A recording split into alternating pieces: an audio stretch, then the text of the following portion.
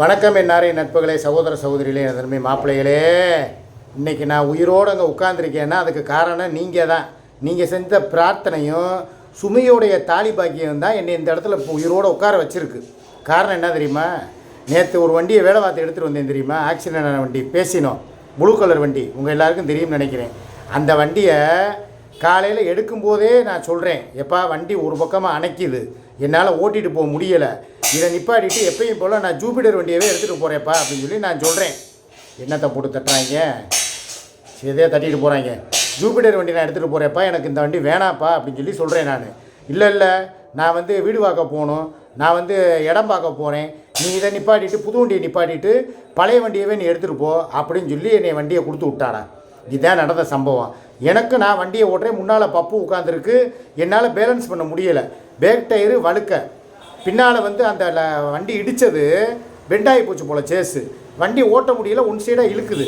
புது வண்டியை எத்தனை நாள் ஓட்டிட்டு அது நல்லா நேராக ஸ்மூத்தாக போனதுக்கும் இந்த வண்டி வேலை பார்த்து இப்போ நேற்று 8000 ரூபா பில்லு கொடுத்து வேலை பார்த்து வாங்கி வண்டியை ஓட்டுறேன், என்னால் ஓட்டவே முடியலை, அணைக்குது ஒரு பக்கம். சரின்னு சொல்லி ஒரு பக்கம் ஓரமாக போகிறேன், பார்த்தா மணலில் இந்த பக்கம் ஒரு வண்டி வருது, இந்த பக்கம் ஒரு வண்டி வருது, இங்கிட்ட ஒரு வண்டி வருது, 3 பக்கமும் 3 வண்டி வருது. இது 3ஐயும் தாண்டி நான் அப்படியே பெண்ட் அடித்து இப்படியே கட்டடிச்சு இப்படி போயிடலாம் அப்படிங்கிற ஒரு எண்ணத்தில் வண்டி அப்படி இறக்குறேன், தரையோடு அப்படியே இழுத்துருச்சுடா. மண்டையில் ஹெல்மெட்டு போட்டிருக்க போய் எனக்கு தலைக்காயம் ஆகாமல் நான் தப்பிச்சேன். இதுக்கு தான் சொல்கிறது தலைக்கவசம் உயிர் கவசம் சொல்லி. ஒரு நிமிஷத்தில் என்னென்னமோ நடந்திருக்கும். எல்லாமே சுமியோடைய தாலி பாக்கியம். இப்போ நான் கேட்குறேன், இப்போ இந்த 2 வண்டியுமே என் பேரில் தான் இருக்குது. பழைய வண்டியும் நான் தான் டியூ போட்டு கட்டி முடித்து என் பேரில் இருக்குது ஆர்சி புக்கு. இப்போ வாங்கியிருக்கிற வண்டியும் என் பேரில் தான் இருக்குது. இவ கையில் ஒரு நயா பைசா கிடையாது. என்னையவே அட்டைப்பூச்சி மாதிரி ரத்தத்தை உறிஞ்சின மாதிரி உறிஞ்சி 2 வண்டியும் விலைக்கு வாங்கி அதில் நான் ஒரு வண்டி புது வண்டியை ஓட்டினா எனக்கு என்ன குறைஞ்சி போயிடுமா? பழைய வண்டி இவ ஓட்டக்கூடாதா? இவ குண்டி அப்படியே புது வண்டியில் தான் உட்காருமா? நான் கேட்பேனா கேட்க மாட்டேனா? இப்போ இதனால் நேரம் உயிர் போயிருந்தால் என்ன ஆயிருக்கும்? இப்போ சுமிக்கு யார் பதில் சொல்கிறது, என் குடும்பத்துக்கு யார் பதில் சொல்கிறது, என் பிள்ளைகளுக்கு யார் பதில் சொல்கிறது, அவன் கல்யாணத்துக்கு யார் பதில் சொல்கிறது, என் பேரனோட எதிர்காலத்துக்கு யார் பதில் சொல்கிறது? கொஞ்சம் நல்லா யோசிச்சு பாருங்கள். ஒரு நிமிஷத்தில் கரணம் தப்புனா மரணங்கிற மாதிரி ஒரு நிமிஷத்தில் விழுந்து எந்திரிக்க தெரிஞ்சேன். இந்த விஷயத்த இப்போ கூட சுமி எனக்கு கிட்டத்தட்ட ஒரு 6-7 ஃபோன் இப்போ பண்ணியிருக்கு. அது என்ன நினைப்பில் இருக்குதுன்னு தெரியலை. இந்த பாருங்கள், ஒரு நிமிஷம், இந்த விஷயத்தை இன்னும் அவகிட்ட நான் சொல்லலை. இதுபோ நேற்று நைட்டு நடந்த சண்டையை பற்றி நான் சொல்லணும், அதை பற்றி நான் சுமிக்கிட்ட பேசினேன். ஏன்னா நைட்லேருந்து சுமி கிட்டத்தட்ட ஏகப்பட்ட ஃபோனை எனக்கு பண்ணியிருக்கு, நானும் ஃபோனை எடுக்கலை. ஹலோ எப்பா, ஒரு முக்கியமான விஷயம் இப்போ நடந்து போச்சுப்பா. வண்டியிலேருந்து நான் கீழே விழுந்து ஹெல்மெட் இருக்க போய் தப்பிச்சேன். எது 2வது ஏற்கனவே ஒரு வண்டி வச்சுருந்தேன் தெரியுமா, பழைய வண்டி, ப்ளூ கலர் வண்டி. அந்த வண்டியோட அதை நெசமாக தான் சொல்லிக்கிட்டு இருக்கேன். காலையில் நான் கிளம்பும் போதே சொல்கிறேன், எப்பா இந்த வண்டியை நான் எடுத்துகிட்டு போகலப்பா, வண்டி ஒரு பக்கமாக அணைக்குது, ஆக்சிடென்ட் ஆன வண்டி அணைக்குதுப்பா, என்னால் வண்டியை ஓட்ட முடியலப்பா, இதை நிப்பாட்டிட்டு புது வண்டி எடுத்துகிட்டு போகிறேங்கிறேன். அதுவும் என் பேரில் தான் இருக்குது. அதை எடுத்துகிட்டு போகிறேன்றதுக்கு நான் வெளியே போகிறேன். எல்லாமே உங்க பேர்ல தானே இருக்குது. சும்மா ஆதார் கார்டு மயிர் காமிச்சுக்கிட்டே தெரியுது. அதனால என்ன பிரயோஜனம்? அவளுக்கு அட்ரஸ் ப்ரூஃபுங்கள் இல்லை, திருப்பூர்ல இருக்குல்ல, அதுல இருக்கிற புருஷனால தான் இவளுக்கு என்ன பிரயோஜனம்? அவ புருஷனை விடு. இப்போ இந்த வண்டியை இப்போ நான் என்ன சொல்லிக்கிட்டு இருக்கேன், என் உடல்நிலையில் அக்கறையோட என்ன ஆச்சு ஏதாச்சுங்க, உங்களுக்கு எதுவும் காயமான்னு சொல்லி கேட்பான்னு பார்த்து எல்லாமே அவ இது இல்லாம அவ இல்லாம இல்லைன்னு சொல்லி சொல்றீங்களா? அதுக்கு சொல்றேன்.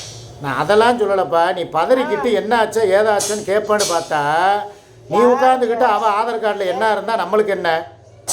இப்போ என் மேலே அக்கறையோட உன் தாலி பாக்கியம் தான் உயிரை காப்பாற்றிருக்கு நான் சொல்லிக்கிட்டு இருக்கேன். அதுதானே காப்பாற்றிக்கிட்டே இருக்குது. முட்டு அடி வாங்கியும் தப்பிச்சுக்கிட்டு இருக்கீங்கன்னா அதுதானே அர்த்தம். இப்போ நான் தாலி பாக்கியம் இருக்கிறவருக்கு தாலி பாக்கியம் கொடுக்கலையே. தாலி பாக்கியம் உனக்கு நான் தர்றேன். கருகமணியை செஞ்சு கொடுத்துருக்குறீங்க மயிறு, சொல்லுங்க. கருகமணி செஞ்சு கொடுத்தது அது கருகமணியே கிடையாது, கலர் பாசி. ஐயோ ஏப்பா, நீ போப்பா, நீ இப்படி சொல்ல முழுகதான் செய்வேன். சொல்லு ஏப்பா, நீயே இப்படி சாபம் விட்டா அப்புறம் நான் என்னத்துக்கு ஆகுறது? இப்படி பொய்யா புழுகுனீங்கன்னா என்னங்க பண்ணலாம்? எது பொய்? நான் கீழே விழுந்தது பொய்யா? இல்ல, நீ அப்ப அது 5 பவுனுக்கு கருகமணி முந்த முடிக்க மக்கள் பார்த்துருக்குறாங்க. பொய்யா பேசும், அப்புறம் கட்டுப்பு வருமாறாதா? இதெல்லாம் சாபம் கொடுக்குதுன்னா நாமெல்லாம் என்னத்த பண்ண? சரி, நைட்டு என்ன ஆச்சு நடந்துச்சு என்னங்கிறத பற்றி நான் உங்கள்கிட்ட சொல்லவே இல்லை. அதான் கேட்குறேன். நான் என்ன சொல்கிறேன், இங்கே பாருங்க, அடி வாங்குறீங்க, நிதி வாங்குறீங்க, எல்லாம் வாங்கிட்டு அங்கேயே தான் கவட்டை நடிச்சுட்டு கிடக்குறீங்க. இப்ப நான் என்ன அது நிஜமா பொய்யான்னு எனக்கு தெரியலங்க. உங்களுக்குன்னு உறவுகள்லாம் இருக்கிறாங்க, அவ்வளவு கொந்தடிச்சு போன் அடிச்சு எனக்கு தான் அடிக்கிறாங்க. நீங்க அடி வாங்கினா என்கிட்ட தான் கால் பண்றாங்க. நைட் உனக்கு போன் வந்துச்சா? ஆமா, மதிப்பு மரியாதையோட தங்கச்சிகளுக்காக நீங்க இருக்குன்னு நினைக்கிற உண்மையானவரா இருந்தீங்கன்னா இந்த நாதாரி கிட்டக்க நீங்க நிஜமா அடி வாங்குனீங்கன்னு வச்சுக்கோங்களேன், இனிமே அடுத்து அந்த இன்னொரு கொட்டைக்கு சேதம் ஆச்சுன்னு வச்சுக்கோங்களேன், அவ்வளவுதான். நானே நேர்ல வந்து ஆட்டோ புடிச்சு உங்களை இழுத்து போட்டு சாமா சட்டெல்லாம் எடுத்து வச்சுட்டு கூட்டிட்டு வந்துருவேன். சரி, இப்ப நான் என்ன சொல்றேன், நேத்து ஒரு நாள் அவளுக்கு ஒரு வாய்ப்பு நான் கொடுத்துருக்கேன். ஐயோ அப்பா, நீ உன் வாய்ப்பை கொண்டு போய் வாய்க்கால போடுப்பா, சொல்லுப்பா. ஒரு நாள் இந்த ஒரு தடவை இனிமே நீ மரியாதை குறைவாகவோ.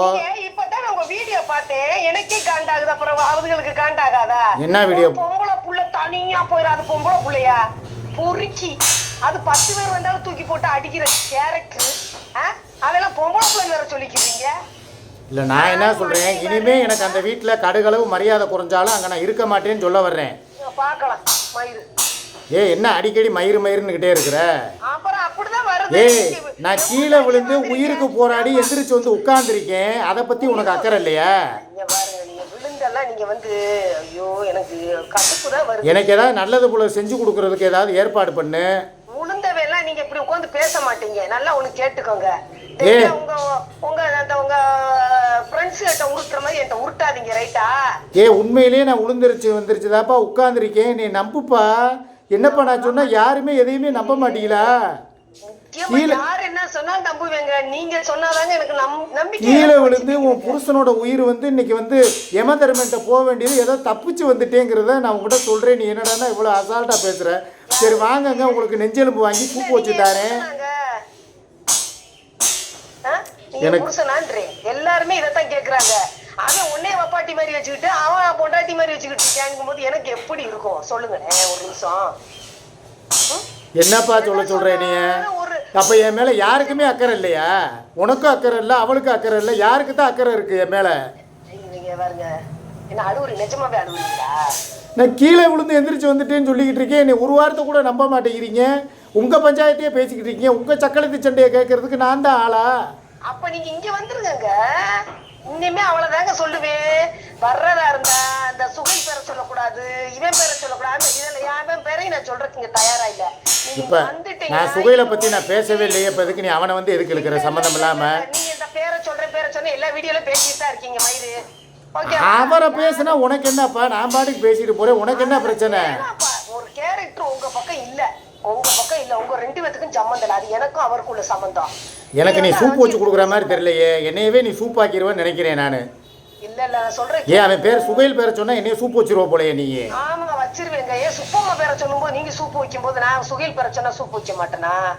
இப்ப இங்க இருங்க, நான் ஒரே வார்த்தை சொல்றேன். என் வண்டி எடுத்துட்டு நான் எங்கேயாவது போறேன், அதனால என்ன எனக்கு ஆனாலும் யாரும் கவலைப்படாதீங்க. காலையிலே எனக்கு ரத்த காவு காட்டிருச்சு, என் பெருவரில் அவ்வளவு பெரிய கட்டு போட்டு வந்து உட்கார்ந்துருக்கேன் நான். சொல்றேன், இப்ப நீங்க எங்க போனாலும் சந்தோஷமா போயிட்டு வாங்க, நான் ஆசீர்வாதம் பண்றேன், ரைட்டா?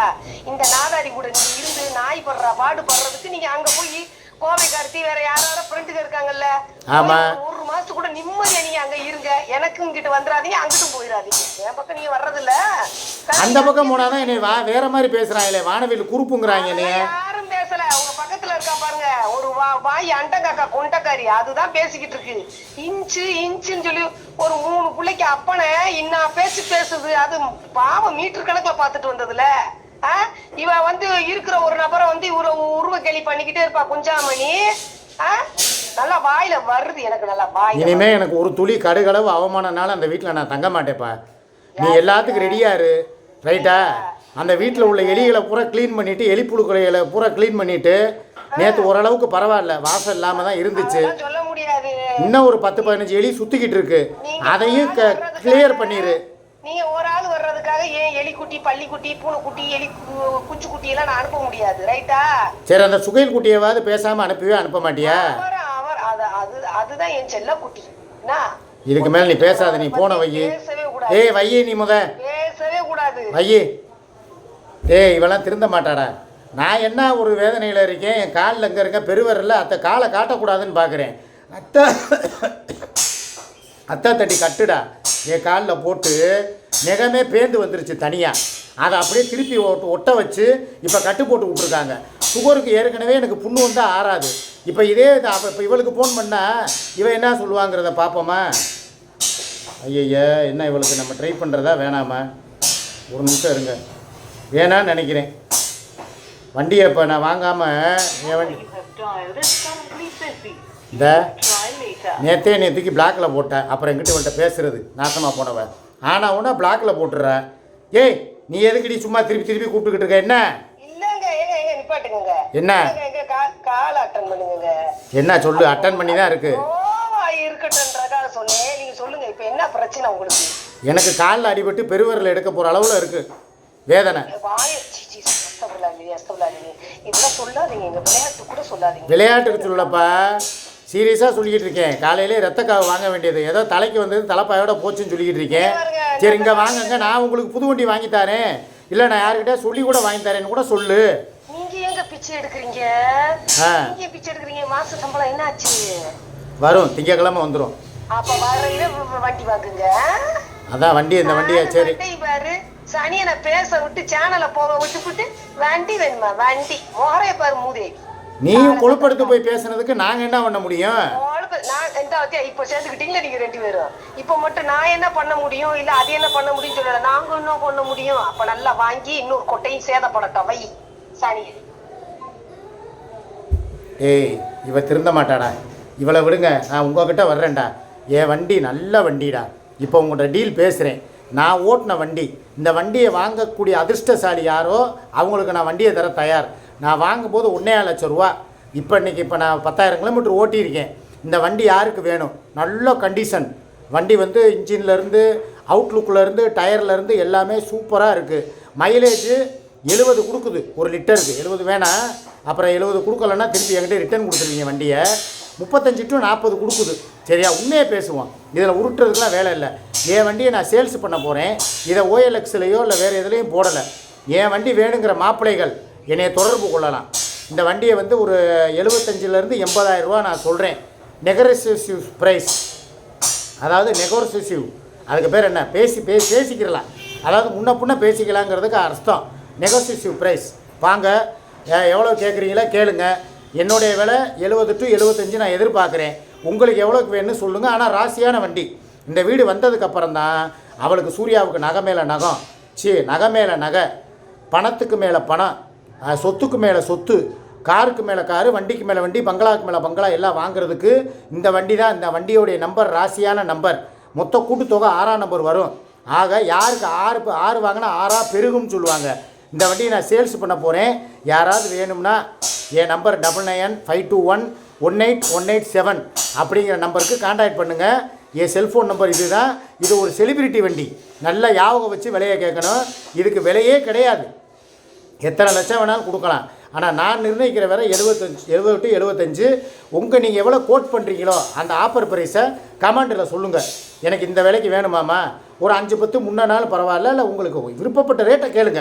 ஏன்னா 2023 24 மாடலோ, இப்போ 2026 வாங்கி 2 வருஷம் தான் ஆகுது. நல்ல கண்டிஷனில் இருக்குது. 10,000 கிலோமீட்டர் தான் ஓடி இருக்குது. யாருக்கு வேணுமோ அந்த அதிர்ஷ்டசாலி யாருங்கிறத நீங்கள் கோட் பண்ணுங்கள். நீங்கள் யார் ஏன்னா இந்த வண்டியை ஒரு ஆள் இல்லை, கிட்டத்தட்ட ஒரு 10-15 பேராவது கேட்பீங்க, இல்லை 100 பேராவது கேட்பீங்க, இல்லை ஆயிரக்கணக்கில் கூட கேட்கலாம். குலுக்கல் சீட்டு போட்டு அதில் யார் பேர் வருதோ அவங்களுக்கு நான் கொடுக்குறதா நான் முடிவு எடுத்திருக்கேன். கண்டிப்பாக உங்களுக்கு என் வண்டி இன்னும் உங்களுக்கு செல்வ செழிப்பை கொடுக்கும். நான் அதுக்காக வண்டியில் கீழே விழுந்துட்டேன், ரத்தக்காவை என்னையை காட்டிருச்சு அப்படிங்கிறதுக்காக விற்கலை. தயவுசெய்து போதும். நம்மளுக்கு கிடைச்ச செல்வம், நம்மளுக்கு ஒட்டின ராசி, நம்மளுக்கு உள்ளவங்க வாங்குறவங்களுக்கும் உபயோகமாக இருக்கட்டுங்கிறதுக்காக நான் தயாராகிட்டேன். யாராவது வேணுன்னா சொல்லுங்கள். எக்ஸ்சேஞ்சு போட்டால் கம்மியாக கேட்பாங்க அங்கே அடிமாட் ரேட்டுக்கு. அதனால் ஷோரூமுக்கு நான் போகலை. நீங்களாக டைரெக்டாக வாங்க, என்னுடைய நம்பருக்கு வாங்க, கால் பண்ணுங்கள். வாட்ஸ்அப்பில் என் வண்டியை ஃபோட்டோ எடுத்து கம்யூனிட்டி போஸ்ட்டில் நான் போடுறேன். யாராவது கேளுங்க. இந்த வண்டியும் கொடுத்துட்டு நான் புது வண்டி வாங்குகிறேன். இதுதான் இன்றைக்கி வந்து நான் சொல்ல வந்த விஷயம். வாட்ஸ்அப்புக்கு வாங்க. என் நம்பர் 9951181887. இந்த வண்டி யார் வாங்க போகிற அதிர்ஷ்டசாலிங்கிறத அவங்களுக்கு அவங்க வீட்டுக்கே நேரடியாக வந்து, இல்லைனா அவங்கள வர வச்சு நான் சாவி கொடுக்குற மாதிரி வீடியோ எடுத்து போட்டு உங்களை பெருமைப்படுத்தவும் தயாராக இருக்கேன். வாங்க, நம்ம எதாக இருந்தாலும் அடுத்து பேசிக்கிறலாம். நன்றி, வணக்கம்.